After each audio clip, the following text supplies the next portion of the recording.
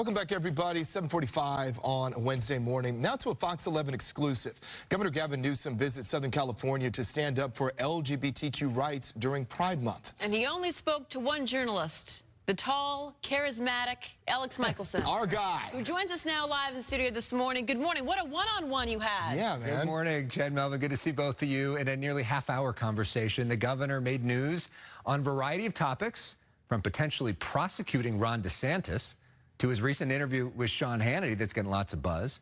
But let's start with the fight for gay rights. I never thought I'd see this in my lifetime.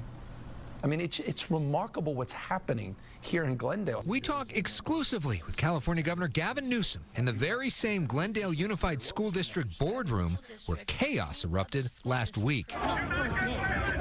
Violent protesters causing disruptions during a discussion about Pride Month. We're better than this. Where's our humanity? Where's our decency? We're on hand as Newsom meets with district officials in Glendale and then attends Pride Night at Disneyland in Anaheim to show his support. And what's happening in the gay community makes me sick to my stomach. It really does. So I'm standing taller than ever in affirming people's faith and devotion. The governor talks with Disney CEO Bob Iger about expanding their business in California after Iger's very public disagreement with Florida Governor Ron DeSantis about his policies towards the LGBTQ community. Florida paid an economic price for bad policymaking, and California will benefit. Newsom told me he's never actually spoken to DeSantis before. I don't like the guy, though.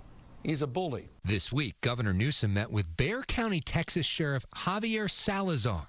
Last September, DeSantis helped transport migrants from Salazar's county to Martha's Vineyard. Recently, DeSantis funded similar transport for migrants to Newsom's California. It was remarkable comparing notes.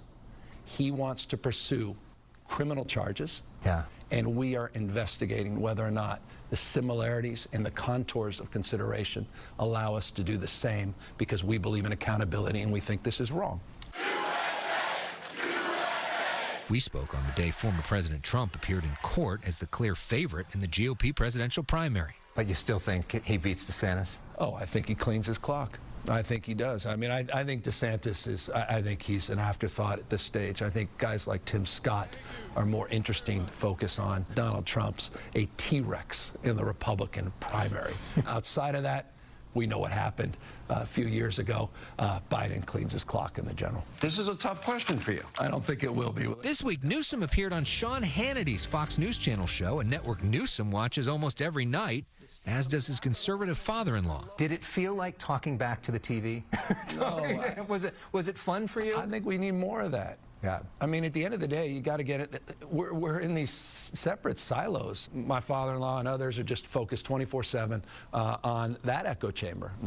Folks, others may be in different echo chambers. At the end of the day, we got to get outside these silos. I mean, so much of what's happened here in Glendale is a consequence of that.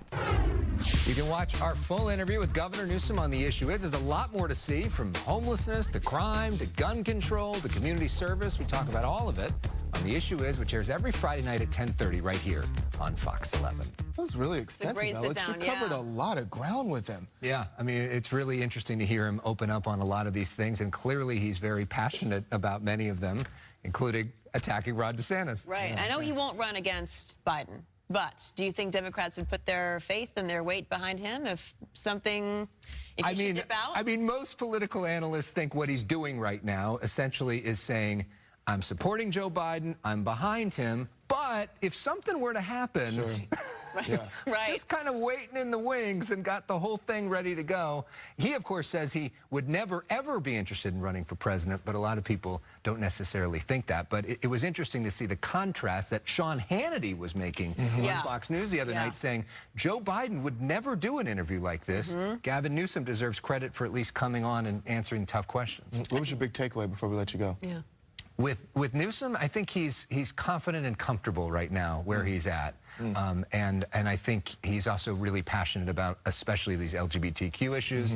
And it's a moment when a lot of people are thinking about it. Remember, he first started marrying gay people in 2004. It's been almost 20 years that he's been a leader on this. And last night when he went to Pride at Disneyland, you could see him really embraced by the community there. All right, Alex. Well, thank you so much as always. And we'll look for the more content from that interview on The Issue Is. Yeah, thanks, guys. It was great to see you. You too.